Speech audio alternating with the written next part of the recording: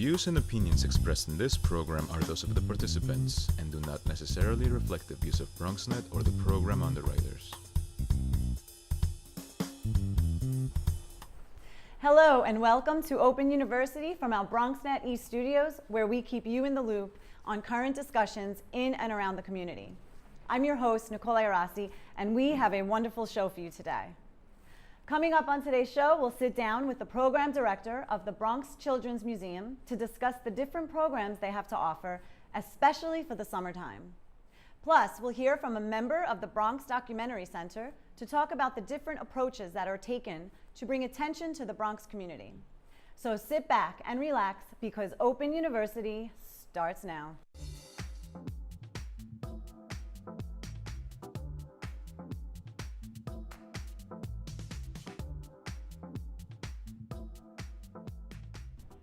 Hello and welcome everyone. I'm your host, Nicole Arasi.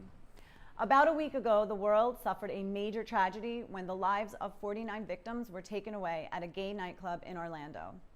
BronxNet sat down with council member James Vaca to discuss his reaction to the mass shooting, along with his views for the future of the LGBTQ community. Nancy Ashmaya has the story. When you see parents crying on the television because their son and daughter is missing. I'm a parent. When my daughter comes in from college, to this day, when she goes out, I stay awake for her. I can't imagine getting that phone call. I just can't. I can't imagine getting a phone call at 2 in the morning or 4 in the morning. After the moving vigil on the steps of the Bronx County Courthouse, we sat down with Councilmember James Vaca, who shared his thoughts and what he wants to see get done after the Orlando massacre. Just to be in the know, Councilman Vaca came out publicly as a gay man earlier this year, and this is his first Pride experience. Well, I had woken up that morning at 7:30 in the morning, and the first thing I do when I wake up in the morning is put the TV on to hear the news. And when I heard the news, I was shocked. I knew that this was a tragedy of monumental proportions because I had heard that 20 people had died. And then as I continued to change channels to get more information and listen to what was going on, now the toll was rising to 50. My first reaction was that this was obviously a hate crime. This was obviously someone who easily got a weapon. And these are families who are forever stained by what's happened. And that feeling is something that a parent never wants to experience. When asked about his thoughts on people judging the sexuality of gay men and women, this is what the councilman had to say. I think a person's sexuality is nobody else's business. I don't think it represents a reason to hate. Individuals who have different sexual orientation basically don't do negative things to other people. If someone doesn't bother you, why would you dislike them? I don't understand the rationale for hatred. In that regard. I really don't understand the rationale for hatred, but I don't understand how you hate people you've never met, that have never done anything to you. There's no rationale for hatred. And based on that, I think the hatred is irrational and misplaced. Although this is Vaca's first year celebrating Pride as an openly gay man, he says his emotions are focused on the families of the Orlando victims. The only emotion I've experienced really is the emotion over the loss of the families, the people who died in Orlando. I really have not, to be honest with you, I've not focused on myself the last week. I focused on these families. It's very consuming, and it's been a challenge to watch the news at night when you see people that you know have done nothing wrong suffer like this. So it's a challenge. Well, if I had an opportunity to talk to the killer before he killed, I would have talked him out of it and tried to talk him out of it. But now if I had an opportunity to talk to him upon his death, I would have told him that what he did was terrible and destructive, and that he is a hater. This is an individual who hated himself, so therefore he hated others, but he had no right to do to others what he did. Well, I'd like to say that this is a time to galvanize people. This is a time to reflect. It's a time for people to come together, but it's a time where we have to rededicate ourselves to basic beliefs that we in New York have always had. Those beliefs are that people are good, people are entitled to respect, and that we're entitled to live in a nonviolent society, and a heinous crime like this cannot be tolerated by a civilized society. We have to move forward, but we cannot forget what's happened. According to Vaca, this is a time to reflect, come together, and rededicate ourselves to basic human beliefs that people are good and entitled to live in a nonviolence community as we move forward, but not to forget what has happened. For BronxNet, this is Nancy Asiama reporting. We have to take a quick break, but we'll be right back with more Open University.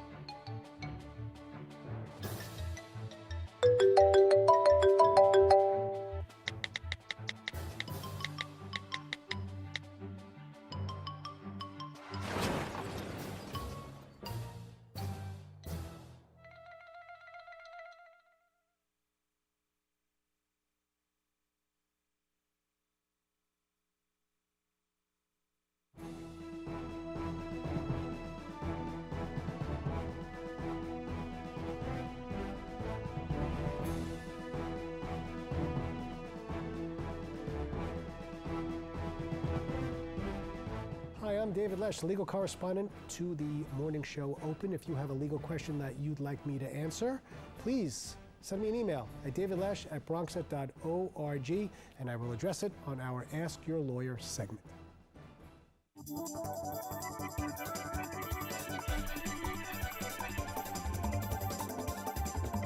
Hey, I'm Darren Jaime. I'm the host of Wednesdays Open right here on BronxNet Television, Channel 67, and also on Verizon Files, Channel 33.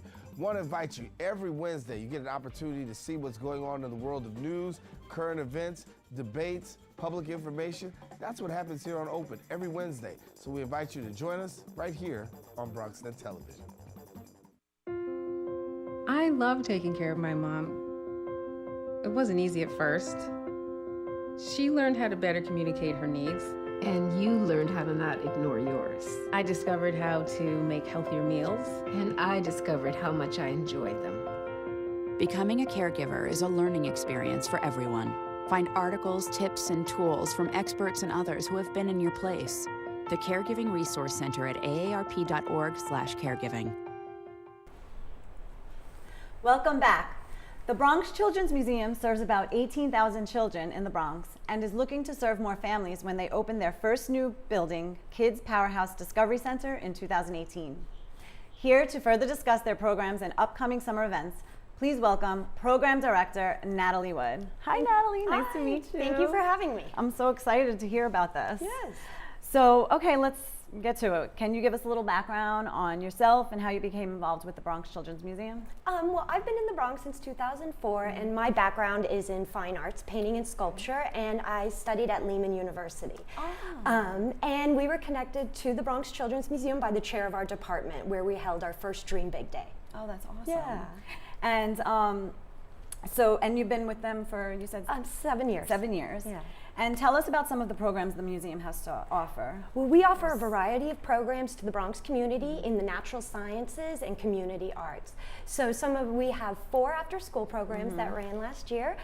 2 are the Dream Big After School program, where we focus on the history of Latin jazz and introduce students to local Bronx artists such as Bobby Sanabria and Dr. Valerie Capers. We also have our Green Arts After School program, which uses health and sustainability and the arts as a vehicle to explore the environment, the local flora and fauna, and healthy living. We also have our natural science program that is housed in our mobile bus that's called Rivers on the Go, and that travels to different schools and festivals and educates children and families all about the natural resources in the Bronx, such as the Bronx River and the High Bridge. Oh, that's so cool. And then, right, because like we just said, your building is up and coming. So right now you guys are mobile, so you go to different schools and where else do you center. go? So we're a new museum, and we travel to about 50 festivals a year. We do 25 school visits, and we are out in the community. So on any given weekend, we could be at a festival, and then also have 2 guides at another festival, maybe in Soundview, and have 2 more guides maybe in Morsania. So we're all over the Bronx connecting with the community. That is really, really cool. And so how is the Dream Big program used to inspire kids to achieve their goals? So this is the the first really big program that the museum started. And it's really used to explore broader topics such as the environment, local artists, and larger topics through the arts. So this year we're studying the theme of home. What does home mean to children in the Bronx, and the life of Supreme Court Justice Sonia Sotomayor? And we're using that through the arts. So kids are going to explore the fine arts and create artwork based around their home and comparing their lives to the justice's life and finding similarities between the two. How many people in the Bronx, or many people in the Bronx, don't know about Highbridge? Yeah. So can you discuss how the museum was able to create a program involving Highbridge? Yeah, so the Highbridge is the oldest walking bridge in New York. And it has this rich history of that people used to go to the Highbridge, and this was a place to be seen, and artists would go there. It was a wonderful resource in the Bronx. It had gone into disrepair and had been closed for many, many years, and we heard that it was opening. We went to the local Highbridge library and realized that there was not one book on the Highbridge. So we decided to start there, and we partnered with Sonia Manzano, Maria from Sesame Street, to write the first book on the Highbridge called The Lowdown on the Highbridge. Oh, that's awesome. Yeah, and we actually distributed the book to 3,000 children in the Highbridge area. So using this architectural really cool. feature as a springboard to create a whole STEAM-based curriculum. Wow. I mean, I'm from the Bronx, and I have to admit, I've never been there. Where actually is it? It's in for the people Highbridge that don't know. I would say it's by 172nd, and you can just walk across, find by the Highbridge Park, and it'll take you right across to Washington Heights, and it's a beautiful, I encourage everyone to go. It's a beautiful, beautiful I think I have to take a trip there. Yeah. I feel like as a Bronxite myself, I should have been there already, but that's interesting. And so what are some techniques you guys use to get the kids involved in, like, wanting to learn about Highbridge and Justice Sotomayor? How do you get them Well, to be the arts interested? is a huge component of what we do. We use the fine arts, we use theater, movement, dance, any sort of form of expression to get children excited about science, about the environment, and about the local arts that are in their community. And through that, they build self-esteem, and they're ready to go out and become natural learners on their own. What are the ages that you cater to? We really work with infants to 9 years old. Wow, Not early infants. child, Infants. Well, when we open, we will have an early learner section that will focus on infants. So what are, can you give some examples of what you would do with, let's say, a toddler who maybe the attention span is not as good as, a first grader or a second grader? Well, this is a perfect example of what a festival would be like, where the community just comes up to us at a table, and we have to cater to all different age groups. So, we always want to involve the parents and use their lead. But, we have our suitcase exhibit that has all sorts of touchable specimens that we can talk about the animals in the Bronx. And if they're interested, they could definitely do an art activity. And depending on their age range, how in depth and how long of a time they spend with it. That's really cool. And how important is it for children to know about their environment and their neighborhood? Yeah, I would say it's one of the most important things. I feel that young children, and there's been lots of studies that they really need to get outside and connect with the natural environment. And I feel like it builds a lot of self-esteem to learn about their community, the natural resources. Many people don't know that the Bronx is the greenest borough out of all 5 boroughs, and we have so many natural resources, from the Bronx River to the Harlem River, and just getting kids outside to connect with those resources, and then in tune become natural stewards of the environment and feel that this is their home that they can take care of as well. No, it's very important, especially that the Bronx is on the rise now. It's not burning. No. What makes the Bronx, or do you have any inspirational stories of kids in the Bronx? Well, we just that you've finished been our part of? after-school program, and it's always really beautiful to see a child that might have struggled the entire year really shine at the end of the Yeah. year through the arts, and to see the families so excited and so you know, to have a really positive experience in the school when maybe sometimes it's been a little Right. difficult through the school year, and just to have that child really feel great, Yeah. feel good about themselves, feel great about being from the Bronx, and really shine. So that I think that's where the real, you know, inspirational stories are. Comes from. Yeah. And you know, last question: how can people support and donate to the museum? Well, on our website, we have a support section where anyone can go in and request a bus visit or a visit from the Bronx and donate to the museum. Is there any website that you want to give? Yeah, it's www.bronxchildrensmuseum.org. And before I forget, the new building, tell us a little Yes. bit more about that and when it opens and where it will be at. Yes, so in 2018, we will open on the second floor Parks building in Mill Pond Park, and we, basically everything we've been doing in the community is a pilot for what will be in the building. We will be divided into 3 sections. We'll have a natural science section, and being housed on the Harlem River, we will use that as awesome. direct inspiration. So we'll talk about all the natural flora and fauna that are located in the Bronx, where our water comes from, and how we can become stewards of the environment. The next section will be community arts, where we'll highlight all the wonderful artists that have come from the Bronx, the Latin jazz, doo-wop, all these wonderful musicians that have come from the Bronx, and the arts in the Bronx. We're hoping to have an artist in residence and really cool. connect That would be great. children to Bronx artists. And then we'll have an early learner section that will be for the infants, where families can go and, you know, spend quiet time with their children and really explore and read. We'll also have a resource room with different resources for parents in the Bronx to connect them to different non-for-profits, different organizations. And then we'll also have a classroom, which will be open to all the children in the Bronx, where we can do interesting art projects, such as recycled art projects, and wonderful projects inspired by the museum, by the exhibits in the museum. That sounds really exciting. Yeah. I look forward to Yes. maybe meeting with you again in the future to hear how everything is Yes, going. we'd love to come back that would closer be to great. the opening. That would be great. Ms. Yeah. Wood, thank you very much. Thank you. We have to take a quick break, but we'll be right back with more Open University. Stay tuned.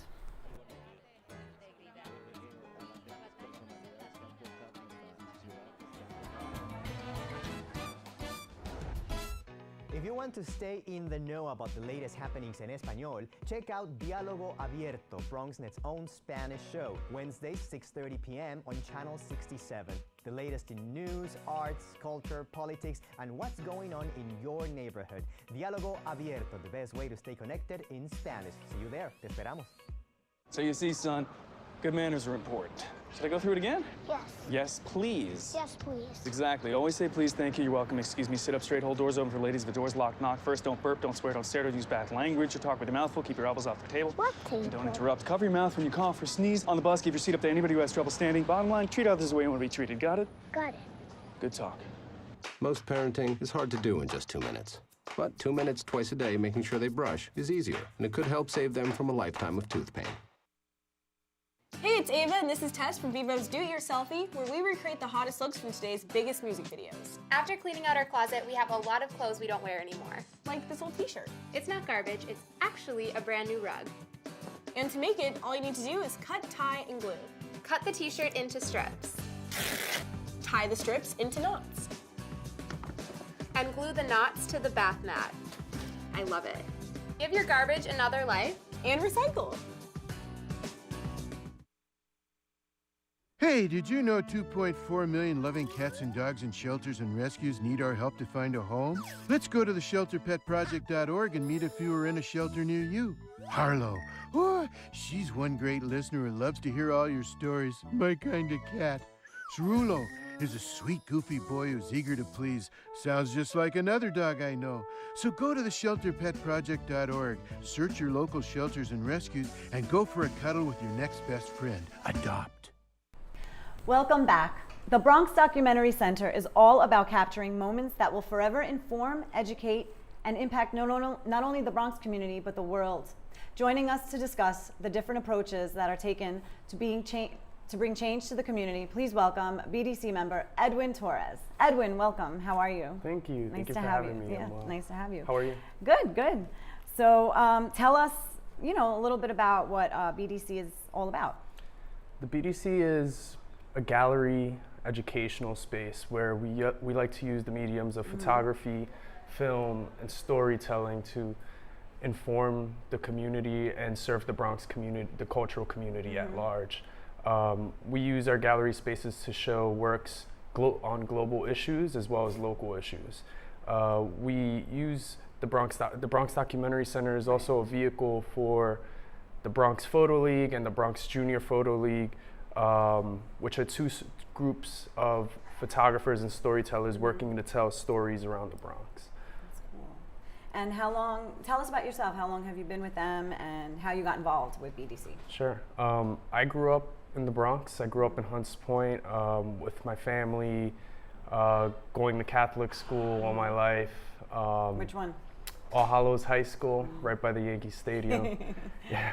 And then from there, I had a full tuition scholarship to Colby, majored in history, decided after graduation I wanted to move back to the Bronx and dedicate myself to storytelling. And when I came across the Bronx Documentary Center, it was like the most ideal, it felt like the kind of place that I would have created if I had all the money in the world and I could just put it up, Right. Because growing up in the South Bronx, art and storytelling wasn't a reality. Growing up in a working class family, it was really about find a business job and move out of the Bronx or something. Right. Find a safe place to be. And I learned throughout my college experience that it's all about perspective and to tell the stories in the Bronx that matter that are often overlooked by mainstream media outlets or larger outlets was really important. Right. To change just the visual narratives happening within the Bronx. Right, and that was my next question. What is it that inspires you to say, hey, I want to capture that or video that, or what is it that inspires you? Sure. When I first came across the Bronx Documentary Center, I just graduated from college. There was an exhibition happening called Seis del Sur, which was the 6 Puerto Rican photographers who documented the Bronx in the 70s and 80s. And at the time I wrote my thesis in college about the Bronx. I'm like, wow, this place is like home for me. I got to check this out. I started volunteering there. I've been volunteering at the Bronx Documentary Center for 3 years, since 2013. And it essentially changed me as a photographer. I've been shooting for 7 years now, but at first a lot of my work was just street photography, black and white daily life moments.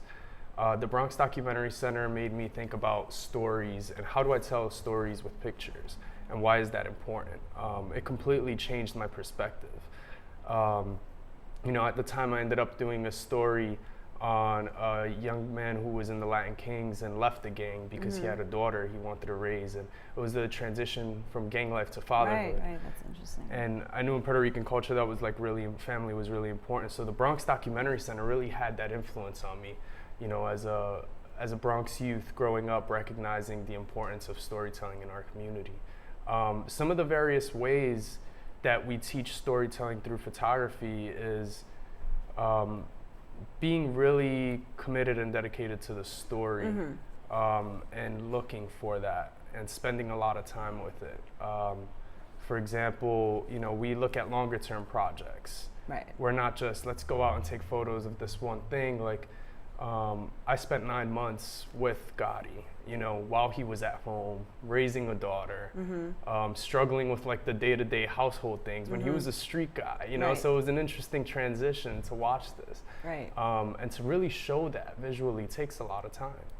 Do you ever feel yourself getting emotionally invested in some of your subjects? If you're spending so much time with them and they may be, maybe not looked at as the greatest person in society? Sure. But do you see that, because you're now seeing a human side of them that maybe the other viewers don't get to see because they only see what the media brings out of them. Right. Such No, a person like that. it's always, being a documentary photographer or filmmaker, and being from the Bronx, being from the community you're in, carries a certain amount of responsibility within how you portray them, how you show them what you choose to show and what you choose to not show.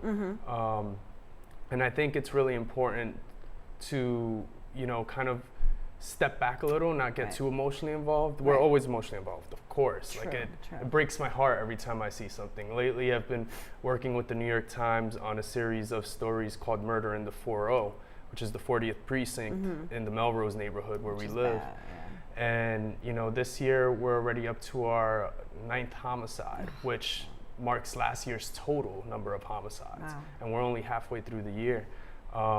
And it's heartbreaking, you know, to like photograph my own community and see it that way, but I always try to approach it with a deeper level of understanding. And Right. that's something the Bronx Documentary Center taught me from the get-go was, okay, you're not just taking pictures, there's messages, meanings, and you know, a lot of information behind these pictures. I think that's good because I think people tend to just believe what they hear or see right away. Yeah. Well, you know, you guys bringing out like a story behind what they're hearing and seeing and reading is good. I think that's very interesting. Can you tell us about the Bronx Junior Photo League summer program? Yes. One thing we try to do is we try to build the next generation of storytellers. Who's going to be the next wave of photographers telling the stories in the Bronx, you know, shooting for the New York Times, Right. the Daily News, the Wall Street Journal. Because it's really important to have members within the community telling the stories because they understand both sides of the story. The Bronx Junior Photo League is the summer program we're going to have is catered for kids within middle school and older, middle school and high school within that age range. They're going to be meeting every Friday, visiting galleries, museums, going to different parts, different neighborhoods, working on projects. It's a summer photo camp. I mean, how long does it last? It's from July 1st till the early August. Okay, that's good. And then what's the workshop taking place tomorrow? Is that so that's something different? Yes. There's a workshop taking So place the tomorrow. Bronx Documentary Center also hosts a variety of workshops throughout the year. Some of them are free. Tomorrow, Fractured Atlas is going to be teaching people how to have successful fundraising campaigns for creative projects, which is really important for an artist nowadays to be able to, you know, fund your projects, crowdfund, you know, and have a lot of success independently. So that's going to be happening tomorrow, June 22nd at 7 p.m. Okay. Where again? That's at the Bronx Documentary Center, 614 is- Cortlandt Street. Okay. And if people are interested in becoming a member of BDC, how would they do that? How would they go about doing that? There's various membership levels for Bronx residents and for those outside of the community. You can see a lot of membership levels on bronxdoc.org. There's some BronxDoc.org, bronxdoc.org. And then what about donating to BDC? You can donate through the website. There's a PayPal link. So it's really easy for people to kind of just, you know, set that up if they have a PayPal account, or you can always donate in person. Typically for some of our screenings, they'll be free for Bronx residents. Sometimes we ask for a suggested donation of $7. Right. And that's another way to donate as well. Right. You know, you go to a screening and there's always a donation jar. Right. Without funding, you guys cannot do your amazing work. So, Exactly. You know, that's definitely an important part of it. Exactly. Well, I think that's all the time we have right now, but it was so nice to meet you. Thank you so much for coming.